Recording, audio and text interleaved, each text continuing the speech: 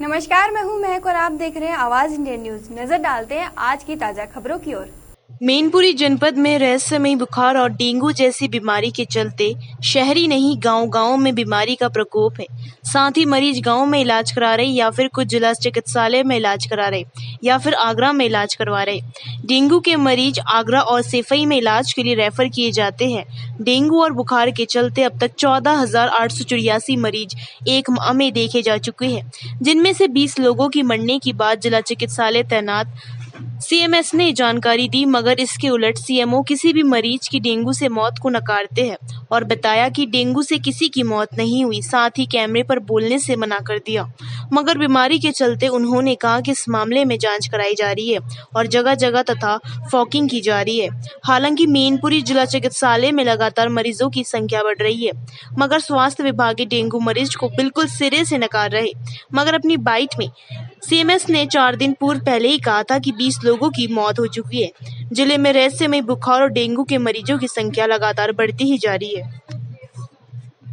क्या दिक्कत है आपको? बुखार आ रहा है। कब से आ रहा है? 2 या 3 दिन हो गए। तीन अच्छा, दवाई आपने कहाँ से ले रहे हो आप? दवाई इन्हीं से लेके आपके पास से। अच्छा, जो डॉक्टर की टीम जो आई हुई है उनसे आपने दवाई ली थी? हाँ, आराम मिला होगा आपको? कोई आराम नहीं मिला। दवा खाने से चक्कर आए? हाँ, दवा खाने से परेशान और बड़े कोई खुजली सी होने लगी थी? खुजली नहीं हुई। नहीं हुई? अभी ये संख्या कंफर्म करके बताना कि वो डेंगू के भी कारण हुई है या टाइफस के कारण हुई है या कोई एक और बीमारी है, इसकी स्ट्रेन का भी पता लगाया जा रहा है। अभी हाल में ही शासन की तरफ से एक इसकी जांच समिति आई थी। उन्होंने जो हमारे प्रभावित क्षेत्र हैं उनका दौरा किया था, खास करके उदयपुर अभई में उन्होंने दौरा किया था। उनके कुछ दिशा निर्देश थे, लार्वा पाया गया था कुछ इलाकों पे, तो उसके खिलाफ कार्रवाई हेतु नगर पालिका को आदेशित कर दिया गया है। झाड़ी की साफ कराना भी बहुत ज़रूरी है, उसके लिए भी नगर पालिका की सभी टीमें लगी हुई है। सुबह और शाम 2 टाइम पे सफाई और फॉगिंग का कार्य हो रहा है। इस बीच में आह्वान यही किया जाएगा कि ये जो अभी जो बरसाती मौसम चल रहा है इसमें तो सभी जो है सो सावधानी रखें, और इसकी सावधानी ही बहुत बड़ी बचाव है। और इसके साथ साथ अगर किसी को बुखार या इत्यादि के लक्षण आते हैं तो तत्कालीन जब कोविड का हेल्पलाइन नंबर जारी था वही हेल्पलाइन नंबर पे आप हमारे कमांड सेंटर में फ़ोन करके इसकी सूचना दे सकते हैं और तत्काल आपको यथासंभव मदद उपलब्ध करेंगे। सर, आने वालों की संख्या कोई आगे आंकड़ा किया गया? मरने वालों की संख्या के लिए अभी ऑडिट चल रहा है, डेथ ऑडिट चल रहा है कि उनकी मृत्यु जो है सो किन कारणों की वजह से हुई है, जिसपे मतलब ऑडिट होने के बाद ही मतलब पुख्ता तौर पर उस पर कोई ध्यान दिया। हार्दिक, क्या हुआ आपको? कितने दिन से आ रहा है? 22 तारीख को बुखार आया था। जांच हुई है आपकी? क्या निकला बुखार में? प्लेटें गिर गई थी। कौन सा बुखार था? टाइफाइड। उपचार कैसा चल रहा है आपको? पढ़ती हो आप? कौन सी क्लास में हो? 10th में हो। तो कितने दिन हो गए अब तक तुम्हें यहाँ भर्ती हुए? 7 दिन लगभग। आराम मिला? कहाँ की निवासी हो? क्योंकि मौसम में परिवर्तन हो रहा है, तो मौसम में परिवर्तन के हिसाब से सभी मैक्सिमम लोगों को वायरल फीवर हो रहा है। वायरल फीवर जो हमारे यहाँ आ रहे हैं उनका हम लगातार चेकअप करा रहे हैं और भर्ती करा के उनका इलाज करा रहे हैं। इसके फैलने के कारण क्या आप देखते हैं, किस तरह से देखते हैं, किस तरह से फैल रहा है? नहीं तो मैक्सिमम कारण तो मौसम के परिवर्तन का ही फर्क पड़ता है और उस के लिए ही मौसम की हिसाब से ही ये बीमारियाँ आती हैं और फिर ठीक भी हो जाती है। इसका बच्चों पे कितना बड़ा असर देखने को मिल रहा है? बच्चे अभी हमारे यहाँ जितना बाहर हम सुन रहे हैं उस हिसाब से बच्चे हमारे यहाँ इतने ज़्यादा नहीं आ रहे हैं। जैसा कि आपको जानकारी हो, स्कूल भी अब बच्चों के खुल गए हैं और बच्चों की संख्या स्कूलों में बढ़ेगी, गैदरिंग बढ़ेगी। ऐसे में आप किस तरह से आपके अस्पताल की तैयारी है, डॉक्टर्स की तैयारी है? तो ये हो सकता है कि आने वाले टाइम में अगले 2 हफ्ते हमारे लिए क्रूशियल हो।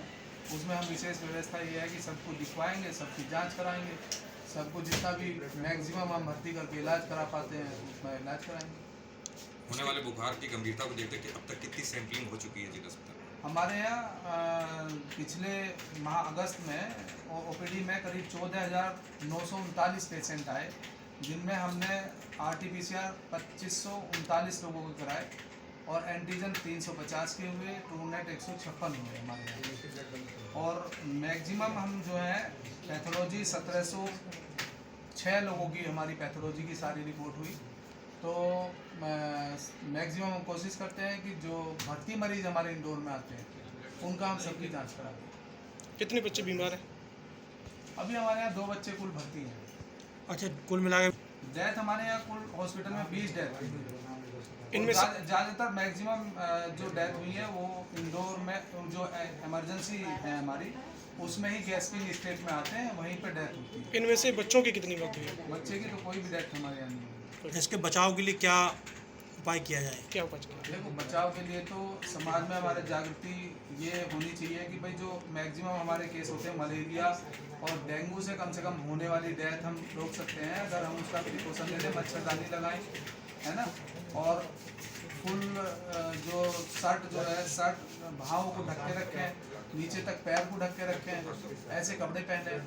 और जो डेंगू का जो विशेषता मच्छर है वो दिन में काटता है, तो दिन में हमारे डेंगू के मच्छर से बचाव का ये है कि इसमें जो पानी भरा है, टायरों में पानी भरा है, कूलर में पानी भरा है, उसको लगातार बदलते रहें और विशेष बस ये है कि मच्छर को पनपने ना दें। सर, डेंगू जांच की क्या प्रकार की व्यवस्था है? नहीं, डेंगू की किट अवेलेबल हैं, लेकिन अभी फ़िलहाल जो है उसके लिए मांग की जा रही है, तो अभी चूँकि ख़त्म हो गई है वो, तो मैं समझता हूँ। वैसे डेंगू का तो ये है कि जो हमारे प्लेटलेट काउंट्स हैं उससे भी पता चल जाता है। ऐसे काउंट में सर कुछ आए होंगे पेशेंट, संभावित पेशेंट?